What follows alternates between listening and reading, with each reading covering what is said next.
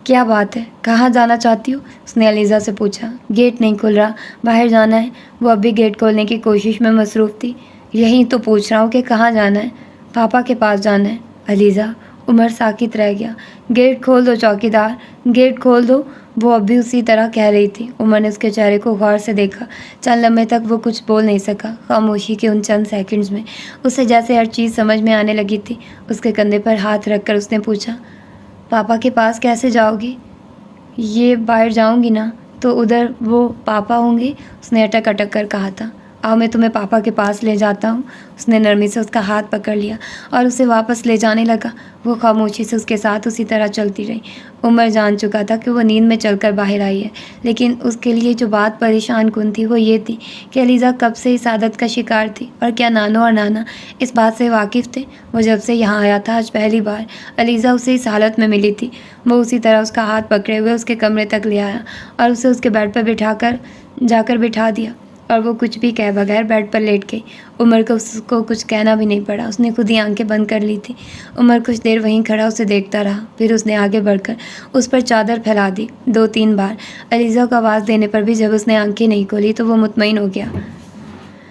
अगली सुबह छुट्टी थी। अलीज़ा घर पर ही थी। नाश्ते की मेज़ पर उमर से उसकी मुलाकात हुई। उमर ने बैठते हुए बड़े गौर से उसे देखा। वो बिल्कुल नॉर्मल नज़र आ रही थी। उमर की समझ में ही नहीं आया कि वो रात के बारे में उससे कैसे बात करे। नाश्ता करते हुए उसने जानबूझकर अपनी रफ्तार हल्की रखी। जब नाना के बाद नानो भी टेबल से उठ गई तो उमर ने अलीज़ा से बात करने का सोचा था। अलीज़ा, एक बात पूछूं? उमर ने बड़े नॉर्मल अंदाज में कहा। अलीज़ा ने कुछ हैरानी से उसे देखा और फिर कॉर्नफ्लेक्स खाते हुए कहा, हाँ, तुम्हें नींद में चलने की आदत है?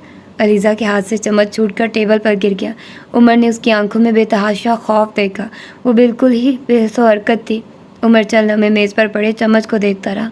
फिर पुरसुकून अंदाज में उसने अलीज़ा से कहा, यानी है, इट्स ऑल राइट। बहुत से लोगों को ये आदत होती है। वो रवानी में बीमारी कहते कहते रुक गया। वो अभी उसी तरह बेहसो हरकत थी। अलीज़ा, कब से ऐसा है? उमर ने जूस पीते हुए बड़े आम से अंदाज में उससे पूछा। क्या? वो अब भी खौफज़दा थी। नींद में चलने की आदत? अलीज़ा ने बेबसी से सर झुका लिया और उमर कुछ देर उसे देखता रहा। मुझे नहीं पता। उसे अलीज़ा की मध्यम सी आवाज़ सुनाई दी थी। ग्रैनी और ग्रैंडपा जानते हैं क्या इस बात को? अलीज़ा ने उसके सवाल पर सर हिला दिया। वो चुपचाप उसे देखता रहा। कल रात तुम बाहर गेट पर थी। मैं तुम्हें वहाँ से लेकर आया था। पहले तो मेरी समझ में कुछ भी नहीं आया, लेकिन फिर मैं समझ गया। वो उसे बता रहा था और अलीज़ा का दिल चाह रहा था कि वो वहाँ से गायब हो जाए। क्या उमर से मेरी कोई बात भी राज नहीं रहेगी? उसने बेबसी से सोचा। सोने से पहले तुम कमरा अच्छी तरह लॉक कर लिया करो, फिर स्लीपिंग पिल्स ले लिया करो। बल्कि बेहतर है कि कोई सुकून आवर गोली ले लिया करो, लेकिन डॉक्टर से पूछ कर। इस तरह रात को बाहर निकल जाना काफ़ी ख़तरनाक है। अभी तुम छोटी हो, इसका ट्रीटमेंट बहुत आसानी से हो जाएगा। अगर अभी इग्नोर करोगी तो बाद में प्रॉब्लम होगा। वो हल्की आवाज़ में उसे समझा रहा था। तुम सुन रही हो ना मैं क्या कह रहा हूँ? उमर ने उससे पूछा और उसने झटके से सर को हिला दिया। ठीक है, ये कहकर वो टेबल से खड़ा हो गया। प्लीज़ आप नानो को इस बारे में ना बताइए। उसने अचानक अलीज़ा की इल्तिजाई आवाज़ सुनी थी। लेकिन तुमने कहा कि वो ये बात जानते हैं। हाँ, वो जानते हैं, लेकिन उनका ख्याल है कि मैं ठीक हो चुकी हूँ।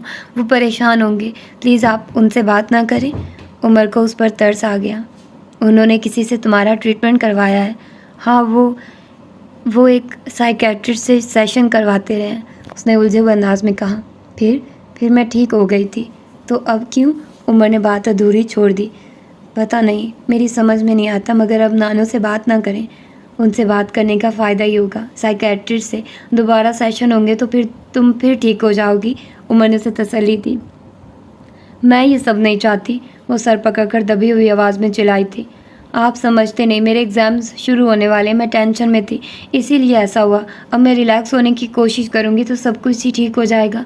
नानो और नाना फजूल में परेशान होंगे, मुझे भी डिस्टर्ब करेंगे, मैं भी अपने पेपर्स पर तवज्जो नहीं दे पाऊँगी। प्लीज़ आप उनको कुछ मत बताइए। उसके लहजे में इतनी बेचारगी थी कि वह ना चाहते हुए भी उसकी बात मानने पर मजबूर हो गया। ठीक है, मैं उनसे बात नहीं करूँगा। उसे यकदम अलीज़ा के चेहरे पर इत्मीनान नज़र आया। थैंक यू, उसने बेख्तियार उमर से कहा। कोई बात नहीं, वो कहते हुए वहाँ से चला गया था। अलीज़ा खामोशी से उसे जाता देखती रही। अगले चंद दिन उमर रात को खुद लाउंज लॉक करता रहा था और सोने से पहले बाहर का भी एक चक्कर लगा लेता था। پھر علیزہ کے کمرے کے ہینڈل بہت آہستگی سے گھما کر چیک کرتا۔ دروازہ ہمیشہ ہی اسے لاکڈ ہی ملا۔ وہ مطمئن ہو گیا کہ علیزہ نے اس کی ہدایات پر عمل کیا تھا اور اس رات کا واقعہ واقعی وقتی ٹینشن کا نتیجہ تھا، مگر یہ اطمینان زیادہ دنوں تک برقرار نہیں رہا تھا۔ اس رات وہ اپنے آخری پیپر کی تیاری میں مصروف تھا۔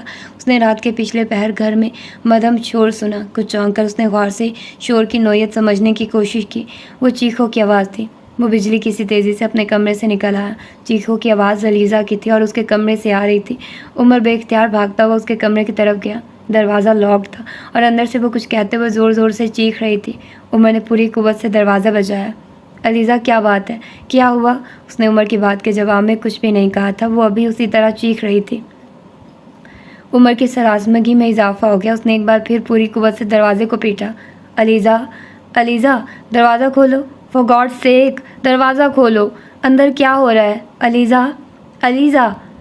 اس بار اندر یکدم خاموشی چھا گئی تھی اور اس خاموشی نے عمر کے اضطراب میں اور اضافہ کیا تھا۔ علیزہ، علیزہ، دروازہ کھولو، کیا ہوا ہے؟ اس نے ایک بار پھر بلند آواز میں کہتے ہوئے دروازہ بجایا اور تب اس نے نانا اور نانو کو تیز رفتاری سے آگے پیچھے آتے دیکھا۔ گرانی، علیزہ ابھی کچھ دیر پہلے اندر چیخ رہی تھی، پتہ نہیں کہ اسے کیا ہوا ہے۔ عمر نے اضطراب کے عالم میں نانو سے کہا۔ ان کے چہرے پر بھی تشویش تھی مگر وہ عمر کی طرح گھبرائی نہیں تھی۔ دوبارہ ڈر گئی ہوگی، انہوں نے دروازہ بجاتے ہوئے کہا تھا۔ کیا؟ عمر نے حیرانی سے ان کا چہرہ دیکھا۔ دوبارہ ڈر گئی؟ کس چیز سے ڈر گئی؟ نانا نے اس کے کندھے پر تھپکی دیتے ہوئے کہا۔ پریشان مت ہو، وہ نیند میں ڈر جاتی ہے۔ عمر ساکت کھڑا انہیں دیکھتا رہا۔ وہ بھی اب نانو کے ساتھ مل کر دروازہ بجا رہے تھے۔ علیزہ، لائٹ جلاؤ میری جان، دروازہ کھولو، گھبراؤ مت، نانو اب اسے ہدایت دے رہی تھی۔ چند منٹوں بعد عمر نے دروازے کی جھری سے کمرے میں روشنی ہوتے دیکھی۔ پھر چند لمحوں بعد دروازہ کھل گیا۔ علیزہ کا رنگ زرد تھا اور وہ کانپ رہی تھی۔ عمر نے اس کے چہرے کو پسینے سے بھیگا ہوا دیکھا۔ نانو نے آگے بڑھ کر اسے اپنے ساتھ لپٹا لیا۔ کیا ہوا میری جان؟ وہ اسے ساتھ لپٹائے ہوئے پوچھ رہی تھی۔ نانا بھی کمرے کے اندر چلے گئے لیکن عمر اندر داخل نہیں ہوا تھا۔ وہ وہیں کوریڈور میں کھڑا کچھ دیر اسے دیکھتا رہا اور پھر وہاں سے چلا گیا۔ تم ذہن پر اس چیز کو سوار مت کرو، اس کے ساتھ پہلے بھی ایسا ہوتا رہا ہے۔ جب بھی وہ اپنے پیرنٹس کے پاس رہ کر آتی ہے تو پھر اسی طرح ڈر جاتی ہے یا پھر نیند میں چلنے لگتی ہے۔ تم اگر پہلے مجھے اس رات کے بارے میں بتا دیتے تو میں محتاط ہو جاتی اور اسے سائیکیٹرسٹ کے پاس لے جاتی۔ اگلی شام عمر نانو کے ساتھ علیزہ کا پرابلم ڈسکس کر رہا تھا۔ اس نے انہیں اس رات علیزہ کے باہر جانے کے بارے میں بھی بتا دیا تھا اور اس کے پوچھنے پر نانو نے اسے علیزہ کی پرابلم کے بارے میں بھی بتا دیا تھا۔ سائیکیٹرسٹ کیا کہتا ہے؟ وہ کہتا ہے کہ انسیکیورٹی کے احساس کی وجہ سے ایسا ہوتا ہے۔ وہ خود کو محفوظ محسوس نہیں کرتی اور پیرنٹس کے ملنے کے بعد یہ احساس اور بھی زیادہ ہو جاتا ہے اور پچھلے کئی سالوں سے ایسا ہی ہو رہا ہے۔ وہ پیرنٹس سے مل کر آتی ہے، اس کے بعد اگلے 2-3 ماہ اسی طرح ڈسٹرب رہتی ہے لیکن پھر آہستہ آہستہ ٹھیک ہو جاتی ہے۔ سائیکیٹرسٹ کی ہدایت ہے کہ پیرنٹس کے پاس نہ جانے دیں، کم از کم اسے 1 سال تک ان کے پاس رہنے کے لیے نہ بھیجیں اور پھر دیکھیں کہ وہ کیسے بیہیو کرتی ہے۔ لیکن میں اسے روک نہیں سکتی، وہ ماں یا باپ کے رابطہ کرتے ہی ان کے پاس جانے کے لیے تیار ہو جاتی ہے۔ مگر کل رات تو وہ بہت بری طرح ڈر گئی تھی، آپ نے اس کی حالت دیکھی؟ وہ تو اب چند دن میں اس کے پاس سوؤں گی تو وہ ٹھیک ہو جائے گی اور کل دوبارہ اسے سائیکیٹرسٹ کے پاس لے کر جاؤں گی، نانو نے اسے بتایا۔ گرینی، آپ سائیکیٹرسٹ بدل دے، اگر اتنے سالوں میں یہ سائیکیٹرسٹ اس کا علاج نہیں کر سکا تو کوئی دوسرا سائیکیٹرسٹ دیکھیے۔ سائیکیٹرسٹ بدلنے سے کیا ہوگا؟ ہو سکتا ہے کوئی دوسرا سائیکیٹرسٹ اسے زیادہ بہتر طریقے سے ٹریٹ کرے۔ میں نے تمہیں بتایا ہے نا، اسے یہ پرابلمز صرف چند ماہ ہی ہوتا ہے، وہ بھی جب وہ اپنے پیرنٹس سے مل کر آتی ہے اور پھر آہستہ آہستہ وہ ٹھیک ہو جاتی ہے۔ مگر گرینی، 2-3 ماہ میں ہی اسے کوئی نقصان بھی تو پہنچ سکتا ہے۔ میں نے آپ کو بتایا تھا کہ اس رات وہ باہر گیٹ تک پہنچ چکی تھی اور اسے بالکل پتہ ہی نہیں تھا۔ اگر اسی طرح نیند کی رات میں اس نے کچھ اور کر لیا تو؟ عمر واقعی فکر مند تھا۔ میری سمجھ میں یہ نہیں آتا کہ اسے کس قسم کا عدم تحفظ ہے، کیسی پروٹیکشن چاہیے۔ میں نے اسے ہر چیز تو دے رکھی ہے، کس چیز کی کمی نہیں ہے۔ گرینی، چیزیں انسانوں کی جگہ نہیں لے سکتی، وہ اپنے والدین کو مس کرتی ہے، والدین کی کمی کو چیزوں سے پورا نہیں کر سکتی، عمر نے سنجیدگی سے کہا۔ ٹھیک ہے کہ اس کے والدین اس کے پاس نہیں ہیں مگر پھر بھی وہ دونوں جس طرح اس کا خیال رکھتے ہیں بہت کم لوگ ہی رکھتے ہوں گے۔ ہر سال سمینہ چھٹیوں میں اسے اپنے پاس بلوا لیتی ہے، باپ سے ہر سال نہ صحیح مگر وہ 2-3 سال بعد ملتی ہی رہتی ہے۔ دونوں باقاعدگی سے اسے فون کرتے رہتے ہیں، ہر آنے جانے والے کے ہاتھ اس کے لیے کچھ نہ کچھ بھجواتے رہتے ہیں۔ ہر ماہ اس کے اخراجات کے لیے جو رقم بھجواتے ہیں وہ الگ ہے، پھر میں ہوں، اس کے نانا ہے، جتنی دیکھ بھال ہم لوگ کرتے ہیں شاید ہی کوئی کرتا ہوگا، پھر بھی اسے انسیکیورٹی کا احساس ہے، پھر بھی اسے پروٹیکشن چاہیے، اور کیا دیا جا سکتا ہے اسے؟ اس کے علاوہ بھی تو فیملی میں بہت سے بچوں کے ساتھ یہی پرابلم ہے، مگر انہوں نے تو ایسی چیزیں اپنے اندر ڈیولپ نہیں کی۔ تم بھی تو ہو، تمہارے پیرنٹس میں بھی تو ڈائیورس ہو گئی تھی، کتنے سالوں سے تم بھی تو بورڈنگ میں رہتے آ رہے ہو، تم نے بھی تو سب کچھ سنبھالا ہے نا۔ نانو نے اس کے سامنے اپنی دلی جذبات کا اظہار کیا۔ یہ سب اتنا آسان نہیں ہے گرہنی، عمر نے مدھم آواز میں کہا، یہ چیز ہمیشہ تکلیف دیتی ہے۔ نانو چند لمحے تک اس کو دیکھتی رہی۔ میں جانتی ہوں یہ تکلیف دہ ہے، مگر تم نے تو اس چیز کو اپنے اعصاب پر سوار نہیں کیا۔ میں چاہتی ہوں کہ وہ بھی اسے لائٹلی لے، اپنے اور دوسروں کے لیے مسئلے نہ کھڑے کرے۔ میں نے اس کی پرورش بہت محنت سے کی اور اس کا تم تصور بھی نہیں کر سکتے۔ میں نے اپنی کتنی ہی مصروفیات اس کی خاطر ختم کر دی۔ اب اس قسم کی باتیں مجھے کتنا ٹینس کرتی ہیں اسے اندازہ ہی نہیں۔ نانو بہت شاکی نظر آ رہی تھی۔ گرہنی، وہ جان بوجھ کر یہ سب نہیں کرتی، یہ اس کے اپنے ہاتھ میں نہیں ہے۔ میں جانتی ہوں وہ یہ سب جان بوجھ کر نہیں کرتی، مگر وہ خوش رہنے کی کوشش کیوں نہیں کرتی؟ کیوں چیزوں کو اپنے اعصاب پر اتنا سوار کر لیتی ہے؟ تم نے غور کیا ہے جب سے وہ کراچی سے ہو کر آئی ہے اس وقت سے بالکل ہی گمسم ہو گئی ہے، کسی بھی کام میں دلچسپی نہیں لیتی۔ ہر سال ایسا ہی ہوتا ہے، سمینا کے پاس رہ کر آئے تب بھی یہی کچھ ہوتا ہے۔ تو پھر آپ اسے وہاں جانے سے روک دیا کریں۔ میں کیسے روکی؟ وہ خود وہاں جانا چاہتی ہے اور ظاہر ہے سمینا کے پاس جانے سے انہیں نہیں روک سکتی، تو پھر اس کے باپ کے پاس جانے سے کیسے روکوں؟ رہنی، چلے چھوڑیے، کوئی اور بات کرتے ہیں۔ عمر نے انہیں زیادہ فکر مند دیکھتے ہوئے بات کا موضوع بدلنے کی کوشش کی تھی۔ بس علیزہ یہ لیولز کر لے تو میری بھی ذمہ داری ختم ہو جائے گی۔ عمر ان کی اس بات پر کچھ حیران ہوا تھا۔ آپ کی ذمہ داری کیسے ختم ہوگی؟ اس کا باپ اب اس کی شادی کرنا چاہتا ہے، اس پر واپس جانے سے پہلے اس نے اس سلسلے میں مجھ سے بات کی تھی۔ علیزہ کی شادی؟ عمر جیسے چلا ہی اٹھا۔ نانو نے اسے حیرانی سے دیکھا۔ علیزہ اس کے ہاتھ سے ریوالور چھین لینا چاہتی تھی، مگر وہ کوشش کے باوجود بھی اپنی جگہ سے ہل نہیں پائی۔ عمر سیفٹی کیچ ہٹا چکا تھا اور ریوالور اپنی کن پٹی کی طرف لے جا رہا تھا جب انکل جہانگیر بجلی کی سی تیزی سے لپکے اور اس کا ہاتھ پکڑ لیا۔ اس سے پہلے کہ وہ اپنا ہاتھ چھڑاتا، انہوں نے اس کے چہرے پر ایک زوردار تھپڑ مارا۔ تھپڑ اتنا زبردست تھا کہ وہ نہ صرف چند قدم پیچھے چلا گیا بلکہ ریوالور پر اس کے ہاتھ کی گرفت بھی کمزور پڑ گئی۔ انکل جہانگیر نے ایک جھٹکے کے ساتھ ریوالور اس سے چھین لیا اور اس کے چہرے پر ایک اور تھپڑ مارا۔ علیزہ نے اس کی ناک میں سے خون بہتے دیکھا۔ انکل جہانگیر اب اسے گالیاں دے رہے تھے۔ نانو نے یکدم آگے بڑھ کر انہیں پیچھے کھینچ لیا۔ عمر اب سامنے کھڑا پلکیں جھپکائے بغیر انہیں دیکھ رہا تھا۔ علیزہ نے کبھی کسی کے لیے اس کی آنکھوں میں اتنی نفرت نہیں دیکھی تھی جتنی وہ اس وقت عمر کی آنکھوں میں انکل جہانگیر کے لیے دیکھ رہی تھی۔ اس کی آنکھ سے ٹپکتا ہوا خون اس کی سفید سر پر گر رہا تھا، مگر وہ جیسے اس سے بالکل بے خبر تھا۔ مجھ پر مت چلائیے مت، اس نے اب عمر کو انکل جہانگیر سے کہتے سنا۔ مجھ پر اب ہاتھ اٹھا کر بہت پچھتائیں گے۔ کیا کرو گے تم؟ یہ ڈرامہ جو ابھی کیا، خودکشی کرنا چاہتے ہو تو جاؤ باہر سڑک پر جا کر کرو، وہاں جا کر شوٹ کرو اپنے آپ کو، لیکن میرے گھر میں نہیں۔ نہیں، ویسے ہی مروں گا جیسے مرنا چاہتا ہوں۔ اس سے کیا ہوگا؟ مجھے کوئی فرق بھی نہیں پڑے گا۔ 4-6 دن لوگ بات کریں گے پھر بھول جائیں گے۔ جہانگیر ماج کو کبھی بھی کچھ نہیں ہوگا۔ 4-6 دن ہی صحیح، مگر بات تو کریں گے آپ کے بارے میں۔ اس سے پہلے کہ انکل جہانگیر اس کی بات کے جواب میں کچھ کہتے، نانو نے انہیں کہا تھا، جہانگیر بس کرو، اس بحث کو بند کرو، یہاں سے باہر نکلو۔ انہوں نے انکل جہانگیر کو بازو سے پکڑ کر باہر لے جانے کی کوشش کی تھی۔ نہیں، مجھے یہاں سے باہر نہیں جانا۔ کیا سمجھتا ہے یہ خود کو؟ میں ایسی بلیک میلنگ میں نہیں آؤں گا۔ انہوں نے خود کو نانو سے چھڑاتے ہوئے کہا تھا۔ پلیز جہانگیر، فی الحال یہ سب ختم کرو، مجھے اس طرح پریشان مت کرو، ابھی اسے اکیلا چھوڑ دو۔ نانو نے ایک بار پھر ان کا بازو پکڑ کر التجائی انداز میں کہا تھا، لیکن انکل جہانگیر بالکل ہی بفرے ہوئے تھے۔ آپ اس کو نہیں جانتی ہیں، یہ تماشا اس نے پہلی بار نہیں کیا ہے، اس سے پہلے بھی یہ 2 بار اسی طرح لڑنے کے بعد سلیپنگ پلز کھا چکا ہے۔ انہوں نے انکشاف کیا۔ لیزا نے شوق کے عالم میں عمر کو دیکھا، وہ اب بھی اسی طرح باپ پر نظریں جمائے ہوئے تھا۔ مجھے شرم آتی ہے اسے اپنی اولاد کہتے ہوئے۔ آپ کو باپ کہتے ہوئے مجھے بھی اتنی ہی شرم آتی ہے، اس نے انکل جہانگیر کو سر لہجے میں جواب دیا۔ جہانگیر، خدا کے لیے دوبارہ جھگڑا شروع مت کرو، میرے ساتھ باہر آؤ۔ نانو نے انکل جہانگیر کے کچھ کہنے سے پہلے ہی انہیں باہر کھینچنا شروع کر دیا۔ انکل کچھ کہنا چاہتے تھے مگر نانو کسی نہ کسی طرح انہیں کھینچتے ہوئے کمرے سے باہر لے گئی۔ عمر اپنی جگہ پر بے حس و حرکت کھڑا انہیں جب باہر جاتا دیکھتا رہا تھا۔ کمرے کا دروازہ بند ہوتے ہی اس کی نظریں علیزہ پر جم گئی۔ तुम भी यहाँ से जाओ, उसने दुरुस्ती से अलीज़ा से कहा था। वह अब हाथ की पुछ से नाक साफ कर रहा था और शायद तभी उसे पहली बार एहसास हुआ था कि उसकी नाक से खून बह रहा है। अलीज़ा उसके कहने के बावजूद भी अपनी जगह से नहीं हिली। उमर ने एक बार फिर सर उठाकर उसे देखा और उसे वहीं खड़े देखकर उसके चेहरे की नागवारी बढ़ गई। तुम्हें कहा है ना, जाओ यहाँ से, इस बार उसने भराई हुई आवाज़ में अलीज़ा से कहा। प्लीज़, मैं आपके पास रहना चाहती हूँ, उसने भराई हुई आवाज़ में कहा, मगर मुझे किसी की भी ज़रूरत नहीं है। फिर भी मैं यहीं रहना चाहती हूँ। वो इस वक्त किसी भी कीमत पर उमर को अकेला नहीं छोड़ना चाहती थी।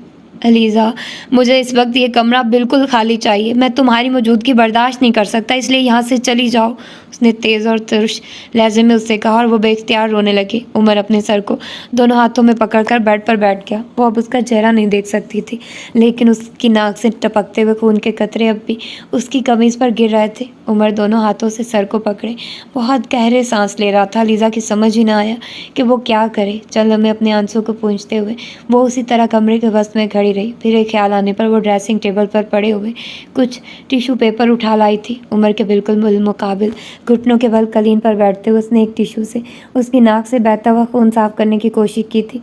वो करंट खाकर पीछे हटा था। अलीज़ा को उसके चेहरे पर पहले वाली वहशत नज़र नहीं आई थी। वो अब थका हुआ लग रहा था। चल हमें वो अलीज़ा को देखता रहा। फिर उसने उसके हाथ में पकड़े हुए टिश्यू ले लिए और ख़ुद अपना चेहरा साफ करने लगा। अलीज़ा भीगी पलकों से उसका चेहरा देखती रही। उसकी नज़रें उमर को डिस्टर्ब कर रही थी।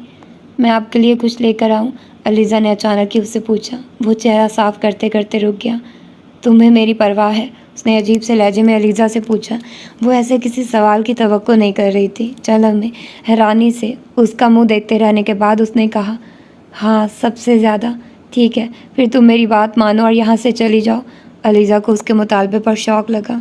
इस वक्त मुझे सिर्फ तन्हाई दरकार है, उसने एक बार फिर कहा। वो चल हमें कुछ भी कहे बगैर उसका चेहरा देखती रही जो उसके जवाब का मुंतज़िर था। फिर उसने कहा, अगर आप वादा करें कि आप नहीं करेंगे तो मैं चली जाती हूँ। क्या नहीं करूँगा, उसने अलीज़ा की आंखों में आंखें डालते हुए पूछा। जो कुछ देर पहले आप, अलीज़ा ने जानबूझकर बात अधूरी छोड़ दी। वो खामोशी के आलम में उसे देखता रहा। आप नहीं करेंगे ना, इस बार अलीज़ा ने उसका हाथ पकड़कर यकीन दहानी हासिल करने की कोशिश की। नहीं करूँगा, बहुत धीमे लहजे में कहते हुए उसने अलीज़ा से आंखें चुरा ली थी। उसे उमर की आंखों में नमी की हल्की सी चमक नज़र आई। अगले लम्हे वो उसका हाथ अपने हाथ से हटाकर चेहरा झुका चुका था। वो बोझल दिल से उसके करीब से उठ गई। उमर एक बार फिर अपना खून बंद करने की कोशिश में मसरूफ़ था। भारी कदमों से चलते हुए वो बाहर निकल आई और फिर चंद लम्हों के बाद उसने दरवाज़ा लॉक होने की आवाज़ सुनी थी। वो नहीं जानती थी कि अब वो अंदर क्या कर रहा था या क्या करने वाला था। वो वहाँ से नहीं जाना चाहती थी। अलीज़ा वहीं दीवार से टेक लगाकर खड़ी हो गई। चंद मिनट पहले जो कुछ भी हुआ था वो उसके लिए कतई गैर मुतवक्के था, लेकिन गैर मुतवक्के होने से ज़्यादा नाकाबिले यकीन था। अंकल जहांगीर और उमर के दरमियान हमेशा इख्तलाफात रहे थे और उनसे कोई भी बेखबर नहीं था, लेकिन ये किसी के लिए तशवीश का बाइस भी नहीं थे। ऐसे इख्तलाफात सिर्फ उमर और जहांगीर के दरमियान ही नहीं थे, बल्कि ख़ानदान के तमाम लोगों के दरमियान थे। माज़ हैदर अंग्रेज़ों के ज़माने में इंडियन सिविल सर्विस में शामिल हुए थे। उस ज़माने में इंडियन सिविल सर्विस में मुसलमानों की तादाद बहुत ही कम थी और जो थे वो सिविल सर्विस में रहने के लिए बड़ी जांफशानी से काम करते थे। अपने अंग्रेज़ अफसरों के साथ ब्रिटिश गवर्नमेंट से अपनी वफादारी साबित करने के लिए बाज़ औक़ात उन्हें आउट ऑफ द वे जाकर काम करना पड़ता, मगर उनके ज़मीर के लिए ये बात बहुत काफ़ी थी कि उनके ऑफिसर्स उनसे खुश थे। सिविल सर्विस उस ज़माने में भी उनकी ज़रूरत नहीं, शौक़ था। उनका ख़ानदान माली तौर पर इतना मुस्तहकम था कि नौकरी की ज़रूरत ना तो किसी को पेश आती थी और ना ही उसे पसंद किया जाता था। मगर माज़ हैदर के बाप ने इस ट्रेंड को तोड़ा और अपने बेटे को आला तालीम दिलवाने के बाद सिविल सर्विस में ले आए। बुनियादी तौर पर वो एक जागीरदार ख़ानदान से ताल्लुक़ रखते थे और उनके मिजाज में जागीरदारों वाली तमाम चीज़ें कोशिश के बावजूद ख़त्म नहीं हो सकी थी। सिविल सर्विस ज्वाइन करने के कुछ सालों बाद हिंदुस्तान तकसीम हो गया था। माज़ हैदर मशरक़ी पाकिस्तान से ताल्लुक़ रखते थे اس لیے انہوں نے اپنی فیملی کے ساتھ پاکستان ہجرت کی۔ جتنا عرصہ وہ سول سروس میں رہے انہوں نے بہت محنت سے کام کیا۔ جب انہوں نے ملازمت سے ریٹائرمنٹ لی تب تک ان کے چاروں بیٹے تھوڑے تھوڑے عرصہ کے لیے وقفے سے سول سروس سے منسلک ہو چکے تھے۔ ان کا سب سے بڑا بیٹا ایاز حیدر بیرون ملک لاء کی تعلیم حاصل کرنے کے بعد اب وطن واپس آ کر فورن سروس جوائن کر چکا تھا۔ دوسرے بیٹے سعد حیدر نے بھی بڑے بھائی کی پیروی کرتے ہوئے قانون کی تعلیم حاصل کرنے کے بعد سول سروس جوائن کر لی، لیکن بڑے بھائی کے برعکس انہوں نے ڈسٹرکٹ مینجمنٹ گروپ کا انتخاب کیا تھا۔ عالمگیر اور جہانگیر نے بھی بڑے بھائیوں کی طرح بیرون ملک تعلیم حاصل کی اور اس کے بعد فورن سروس جوائن کر لی۔ سول سروس میں اپنی ساری اولاد بھیجنے والے معاذ حیدر واحد نہیں تھے، ان کے بھائیوں نے بھی قیام پاکستان کے بعد اپنی اولادوں کے لیے اسی شعبے کا انتخاب کیا تھا اور اس وقت ان کا تقریباً سارا خاندان سول سروس کے مختلف شعبوں سے منسلک تھا۔ معاذ حیدر نے ملازمت صاف ہاتھوں سے چھوڑی تھی۔ چھوٹی موٹی چیزوں کو اگر ایک طرف رکھ دیں تو انہیں اپنی ملازمت کے دوران کہیں اسکینڈل کا سامنا کرنا پڑا تھا، نہ ہی انہیں کوئی ایسا کام کرنا پڑا تھا کہ جس پر انہیں شرمندگی ہو یا ان کا ضمیر خود کو مجرم تصور کرتا ہو۔ ورثے میں باپ سے لمبی چوڑی جاگیر ملی تھی اور انہوں نے اسی روپے سے اولاد کو بیرون ملک تعلیم کے لیے بھجوایا تھا، لیکن بیرون ملک قیام کے دوران ان کے بیٹوں کی مکمل برین واشنگ ہو گئی تھی۔ وہ چاروں زندگی کو ایک نئی نظر سے دیکھنے لگے تھے۔ ان کا خیال تھا کہ ان کے باپ نے اپنی سروس میں صرف اپنی ریپوٹیشن کمائی ہے اور یہ کمائی ان کی محنت کے مقابلے میں کچھ نہیں تھی۔ ان چاروں نے سول سروس جوائن کرتے ہوئے اپنے ذہن میں کچھ اور مقاصد رکھے تھے اور پھر انہوں نے ہمیشہ انہی مقاصد کے حصول کے لیے کام کیا تھا۔ چاروں نے اپنی سروس کے دوران ہر طرح کی کرپشن کی، مگر اس کے باوجود وہ فیملی بیک گراؤنڈ اور تعلقات کی وجہ سے ایسے اہم عہدوں تک پہنچ گئے تھے جس کی مثال صرف پاکستان میں ہی ملتی تھی۔ معاذ حیدر سے غلطی یہ ہوئی کہ انہوں نے کبھی اپنی اولاد کے ذہنوں کو پڑھنے کی کوشش نہیں کی۔ انہوں نے خود کو ضرورت سے زیادہ لبرل ظاہر کیا تھا۔ ان کی مصروفیات ہمیشہ ان کے اپنے بچوں کے ساتھ رابطوں میں آڑے آتی رہی، مگر انہوں نے اس کی خاص پرواہ نہیں کی۔ ان کا خیال تھا کہ وہ بچوں کی آئیڈیل تربیت کر رہے ہیں۔ انہوں نے انہیں دنیا کی ہر نعمت دے رکھی تھی، اس لیے وہ ہر لحاظ سے ایک مثالی باپ ہے۔ بعد میں بھی بیٹوں کو کسی چیز سے منع کرنے کے بجائے انہوں نے اس چیز کی ضرورت محسوس کرتے ہوئے انہیں ہر کام کی اجازت دے دی تھی۔ جب ان کے بیٹوں کی کرپشن کا ذکر ہونے لگا تب بھی انہوں نے انہیں روکنے کے بجائے انہیں بچانے کے لیے اپنے تعلقات کو بخوبی استعمال کیا۔ ان کا خیال تھا کہ ان کے بیٹے جو کچھ کر رہے ہیں وہ ساری بیوروکریسی کرتی ہے اور ان چیزوں کے بغیر ان کے بیٹے اپنا کریئر نہیں بنا سکتے۔ کبھی اگر انہیں پچھتاوا ہوتا بھی تو وہ خود کو 100 دلیلوں سے سمجھا لیتے۔ ان کے 4 بیٹے اور 2 بیٹیاں تھیں۔ بیٹوں کو انہوں نے اعلیٰ تعلیم دلوائی تھی، لیکن بیٹیوں کو کانوکیٹ میں پڑھانے کے بعد بہت ہی کم عمر میں ہی ان کی شادیاں کر دی تھی۔ ان کے بیٹے اور بیٹیاں مالی لحاظ سے جتنے آسودہ تھے، نجی زندگی میں اتنے ہی زیادہ مسائل کا شکار تھے۔ ان کے سب سے بڑے بیٹے ایاز نے بیرون ملک تعلیم کے دوران ہی ان کی مرضی کے خلاف اپنی مرضی سے ایک یونانی لڑکی سے شادی کر لی تھی۔ 1-1.5 سال یہ شادی کسی نہ کسی طرح چلتی رہی، پھر دونوں میں طلاق ہو گئی تھی۔ پاکستان آنے کے بعد انہوں نے سول سروس جوائن کرنے کے بعد ماں باپ کی مرضی سے دوسری شادی کی۔ یہ شادی کچھ عرصہ تو اچھی طرح چلتی رہی۔ ان کے 3 بیٹے اور 1 بیٹی ہوئے۔ پھر کچھ عرصہ بعد انہوں نے چھپ کر ایک شادی کر لی۔ اس بار ان کی بیوی ایک ایرانی عورت تھی۔ اس شادی کا علم ہونے پر خاندان میں بہت ہنگامہ ہوا، کیونکہ ان کی دوسری بیوی کا تعلق معاذ حیدر کے اپنے ہی خاندان سے تھا۔ خاندان کے بہت زیادہ دباؤ پر انہوں نے اسے طلاق دے دیا اور اس کے بعد انہوں نے کوئی اور شادی کرنے کی کوشش نہیں کی، بلکہ کسی نہ کسی طرح اپنی دوسری شادی کو ہی نبھاتے آ رہے تھے۔ ان کے تینوں بیٹے بھی اب سول سروس میں آ چکے تھے۔ دوسرے بیٹے سعد نے بھائی کے نقش قدم پر چلنے کے بجائے ماں باپ کی مرضی کے مطابق خاندان میں ہی شادی کی۔ 8 سال تک یہ شادی چلی، پھر دونوں کے درمیان اختلافات طلاق تک جا پہنچے۔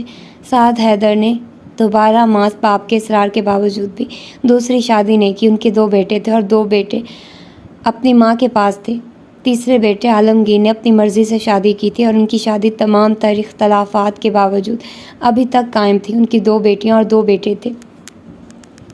چوتھے بیٹے جہانگیر نے پہلی شادی اپنی پسند سے کی تھی۔ 11 سال شادی قائم رہی، پھر دونوں کے درمیان طلاق ہو گئی۔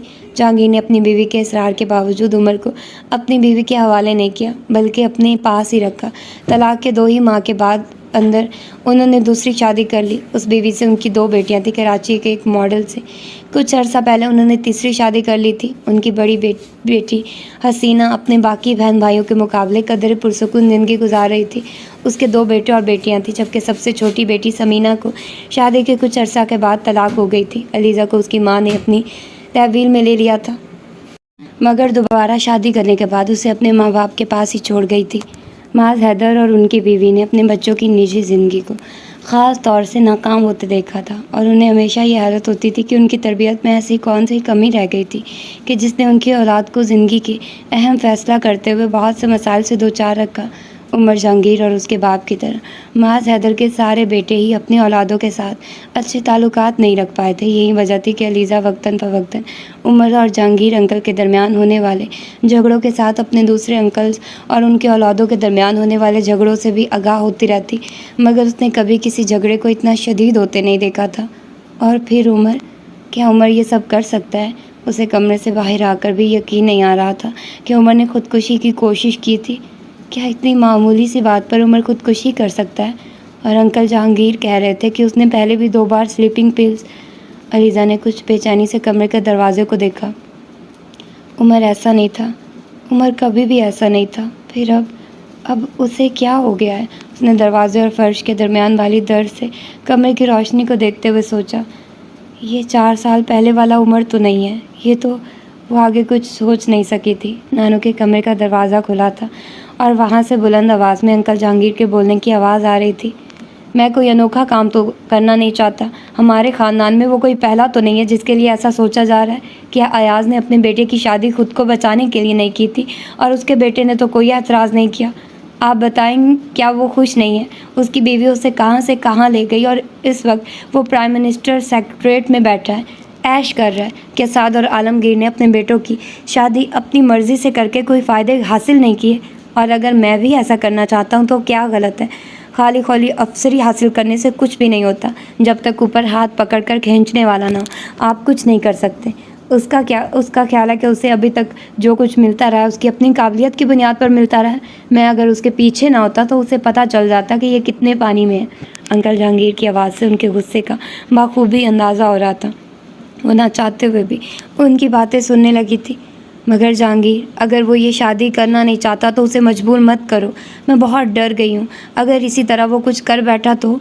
नानो ने अपना खौफ जाहिर करते हुए कहा, मगर अंकल जहांगीर ने उनकी बात काट दी। तो क्या होगा? आपका क्या ख्याल है कि मैं उसकी ब्लैकमेलिंग के सामने झुक जाऊँगा?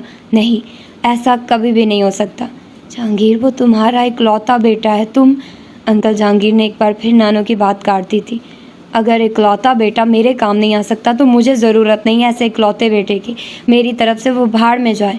जहांगीर, ऐसे मत कहो। क्यों ना कहूँ? मैंने तो उसे दुनिया की हर लग्जरी दे रखी है, और आज से नहीं, बचपन से। और ये मेरी एक भी बात मानने पर तैयार नहीं है। वहाँ शादी नहीं करना चाहता तो फिर कहाँ करना चाहता है? वो लड़की अच्छे किरदार की नहीं तो फिर मैं उसे एक और लड़की दिखा देता। ये वहाँ शादी कर ले, मगर नहीं, ये वहाँ भी शादी नहीं करेगा। ये ऐसी किसी जगह शादी नहीं करेगा जहाँ मैं उसकी शादी करना चाहता हूँ। उसे लगता है बाप उसका सौदा करना चाहता है, इसलिए ये बाप को कोई भी फ़ायदा नहीं पहुँचाएगा। हाँ, बाप उसका मुलाजिम है, वो उसे सारी उम्र फ़ायदे पहुँचाता रहा और पहुँचाता रहेगा। जहांगीर, तुम इस मामले में ज़िद ना करो।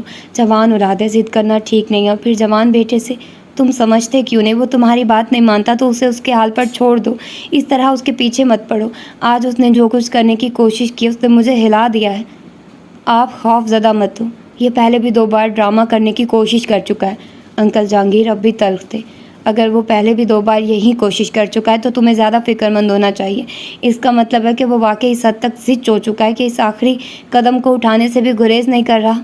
नानू ने अंकल जहांगीर को समझाने की कोशिश की थी, मगर वो कुछ भी सुनने को तैयार नहीं थे। आप उसे मुझसे बेहतर नहीं समझती। मैं जानता हूँ मुझे उसे किस तरह से हैंडल करना, और मैं कर लूँगा। आप इस मामले में उसकी साइड मत लें। मैं उसकी साइड नहीं ले रही, मैं सिर्फ तुम्हें समझा रही हूँ कि ये सब ठीक नहीं है। तुम किसी 13 साला लड़के को हैंडल नहीं कर रहे, 30 साला मर्द का सामना है तुम्हें। उसे बच्चा समझकर किसी चीज़ को उस पर ठूंसने की कोशिश मत करो। उस पर किसी भी चीज़ को ठूंसने की कोशिश ना करो और अपना करियर तबाह कर लो। अगर वो ना होता तो फिर तुम क्या करते? फिर भी तो किसी न किसी तरह खुद को मुसीबत में से निकालते ही ना। फिर अब भी कुछ ना कुछ कर लो। تب کی بات اور ہوتی، مگر اب میں یہ سوچ کر نہیں چل رہا ہوں کہ وہ نہیں ہے۔ اب اگر وہ ہے تو پھر اسے میرے کام آنا ہوگا، جیسے میں ہمیشہ اس کے کام آتا رہا ہوں۔ جہانگیر، تم اتنی ضد کیوں کر رہے ہو؟ تمہیں یاد نہیں ہے تمہارے باپ نے کبھی تم چاروں کے ساتھ اس طرح ضد نہیں کی تھی؟ تم لوگوں نے جو کرنا چاہا انہوں نے تمہیں کرنے دیا، چاہے وہ اپنی مرضی سے شادی یا طلاق جیسا احمقانہ فیصلہ ہی کیوں نہ ہو۔ مجھے ڈیڈی کی مثال مت دے، تب حالات اور تھے لیکن اب صورتحال کچھ اور ہے، انکل جہانگیر نے تیزی سے کہا تھا۔ اس لیے صورتحال اور ہے کیونکہ تم اب کسی اور کے باپ ہو، بیٹے نہیں۔ اب تمہاری ڈیمانڈز بھی بدل گئی ہیں۔ چلیں آپ ایسا ہی سمجھ لیں ڈیڈی، اور طرح کے تھے، میں اور طرح کا ہوں۔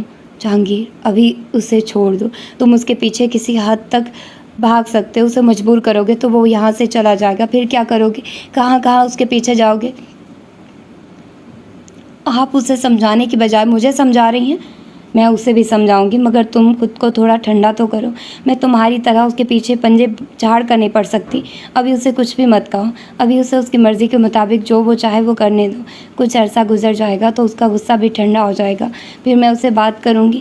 نانو انکل جہانگیر کو سمجھا رہی تھی، مگر وہ کچھ سمجھنے پر تیار نہیں تھے، وہ اپنی ضد پر اڑے ہوئے تھے۔ علیزہ نے ایک بار پھر دروازے کو دیکھا، کمرے میں بالکل خاموشی تھی، پتہ نہیں وہ اندر کیا کر رہا تھا۔ پھر اسے پتہ نہیں کیا خیال آیا اور وہ لان میں چلی گئی۔ عمر کے کمرے کی کھڑکیاں باہر لان میں کھلتی تھیں، اس کا خیال تھا کہ وہ کھڑکیوں میں سے اندر دیکھ سکے گی، لیکن اسے مایوسی ہوئی۔ کھڑکیاں بند تھیں اور ان کے آگے پردے تنے ہوئے تھے، وہ کسی بھی طرح اندر نہ دیکھ سکی۔ کچھ دیر بعد وہ بنا کسی آہٹ کے کھڑکیوں کے سامنے کھڑی رہی اور ایک بار پھر اندر واپس آ گئی۔ نانو اور انکل جہانگیر کی بحث اب بھی جاری تھی۔ وہ عمر کے کمرے کی طرف جانے کے بجائے اپنے کمرے میں آ گئی۔ کپڑے بدل کے وہ بستر پر لیٹنے کے باوجود اس کی آنکھوں میں نیند کے کوئی آثار نہیں تھے۔ وہ عمر کے وعدے کے باوجود اس کے بارے میں پریشان تھی اور اسے حیرانی تھی کہ انکل جہانگیر عمر کے بارے میں فکر مند کیوں نہیں ہے، انہیں اس کی زندگی کی پرواہ کیوں نہیں ہے۔ کچھ بے چین ہو کر وہ ایک بار پھر اٹھ گئی اور کمرے کے چکر لگانے لگی، پھر تھک کر بیڈ پر بیٹھ گئی۔ سونے سے پہلے خیال آنے پر وہ دوبارہ اپنے کمرے سے نکل کر عمر کے کمرے کی طرف بڑھ گئی تھی۔ نانو کے کمرے کا دروازہ اب بند تھا، وہاں اب خاموشی تھی۔ عمر کے کمرے کی لائٹ اب بھی آن تھی، لیکن کمرے میں سے کوئی آواز نہیں آ رہی تھی۔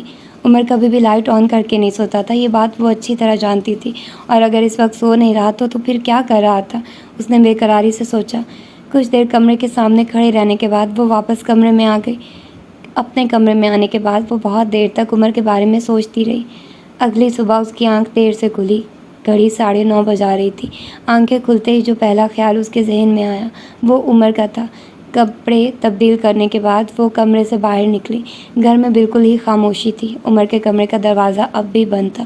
وہ دروازے پر دستک دینا چاہ رہی تھی، لیکن پھر کچھ سوچ کر رک گئی۔ نانو کو ڈھونڈتے ہوئے وہ کچن میں آ گئی۔ اسے نانو قدرے پریشان لگ رہی تھی، کچن میں ان کے علاوہ اور کوئی نہیں تھا۔ اسے دیکھتے ہی انہوں نے کہا، میں تمہیں جگانے ہی والی تھی، اچھا ہوا کہ تم خود اٹھ گئی۔ آج یونیورسٹی جانے کا ارادہ نہیں ہے؟ نہیں نانو، میں آج یونیورسٹی نہیں جاؤں گی، اس نے ڈائننگ ٹیبل کی کرسی کھینچتے ہوئے کہا تھا۔ کیوں؟ بس میرا دل نہیں چاہ رہا۔ نانو امن میں کوئی چیز رکھ رہی تھی۔ پھر ناشتہ کر لو۔ نہیں، میرا دل نہیں چاہ رہا، اس نے انکار کر دیا تھا۔ نانو انکل جہانگیر کہاں ہیں؟ اچانک اس نے پوچھا۔ وہ صبح چلا گیا ہے۔ علیزہ کو اچانک ہی بے حد اطمینان کا احساس ہوا تھا۔ عمر سے دوبارہ ان کی کوئی بات ہوئی؟ نہیں، عمر سویا ہوا تھا، میں نے اسے نہیں جگایا، نانو نے کام کرتے ہوئے کہا۔ اب جگا دوں اسے؟ علیزہ نے چند لمحے خاموش رہنے کے بعد پوچھا تھا۔ نہیں، ابھی اسے سونے دو، نانو نے اسے کہا تھا۔ کچن میں ایک بار پھر خاموشی چھا گئی تھی۔ نانو، عمر نے یہ سب کیوں کیا؟ اس نے کچھ دیر بعد پوچھا تھا۔ نانو چند لمحے اس کا چہرہ دیکھتی رہی۔ پتہ نہیں، انہوں نے مایوسی سے سر ہلایا تھا۔ نانو، وہ بالکل بدل گیا ہے نا؟ ہاں، ایسا تو ہونا ہی تھا، مگر کیوں نانو؟ عمر تو وہ تو مجھے یقین نہیں آتا نانو، عمر ایسا ہو جائے گا؟ ابھی کل تک تو وہ بالکل ٹھیک تھا، ایک دن میں ہی کیا ہو گیا؟ میرے پاس تمہارے کسی سوال کا جواب نہیں ہے علیزہ، نانو نے بے بسی سے کندھے اچکاتے ہوئے کہا تھا۔ جہانگیر انکل اسے کیوں پریشان کر رہے ہیں؟ کیوں اس طرح پریشان کر رہے ہیں؟ اس کی مرضی کے خلاف اس سے ایک کام کیوں کروانا چاہتے ہیں؟ وہ بھی مجبور ہیں، انہوں نے ایک گہری سانس لیتے ہوئے کہا۔ نہیں نانو، وہ مجبور نہیں، خود غرض ہے، نانو نے اس کی بات کا جواب نہیں دیا تھا۔ وہ کچھ دیر وہیں بیٹھی رہی، پھر اٹھ کر واپس اپنے کمرے میں آ گئی۔ دوپہر کے 2 بجے وہ ایک بار پھر پریشان ہو کر اپنے کمرے سے نکلی۔ عمر کا دروازہ اب بھی بند تھا۔ اس نے بنا سوچے سمجھے دروازے پر دستک دی۔ اندر خاموشی چھائی ہوئی تھی۔ علیزہ نے ایک بار پھر دستک دی۔ اس بار دستک کی آواز زوردار تھی، مگر اندر خاموشی نہیں ٹوٹی۔ اس نے یکے بعد دیگرے کئی بار دروازہ بجایا، مگر کوئی جواب نہیں آیا۔ علیزہ خوف زدہ ہو گئی۔ عمر دروازہ کیوں نہیں کھول رہا؟ وہ اتنی گہری نیند تو نہیں سوتا؟ اس نے دم سادے سوچا۔ بجلی کے ایک دھماکے سے اسے یاد آیا کہ کمرے کی ایک اور چابی نانو کے دراز میں پڑی ہوئی ہے اور وہ اس چابی کو لا کر دروازہ کھول سکتی ہے۔ تقریباً بھاگتے ہوئے وہ نانو کے کمرے میں آئی تھی۔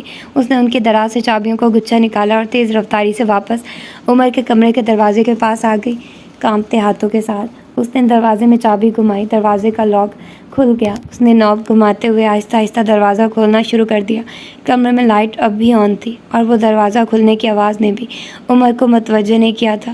علیزہ نے دروازہ کھولتے ہوئے اپنا قدم اندر بڑھایا اور پھر جیسے اسے شوق لگا تھا، عمر بیڈ پر کمبل لپیٹے اوندھے منہ سویا ہوا تھا۔ اس کا سر تکیے پر تھا اور دایاں ہاتھ کونی تک تکیے کے نیچے تھا، جس کی وجہ سے تکیہ داہنی طرف سے کچھ اٹھ گیا تھا اور اس اٹھے ہوئے حصے نے اس کے چہرے کو مکمل طور پر کور کر لیا تھا۔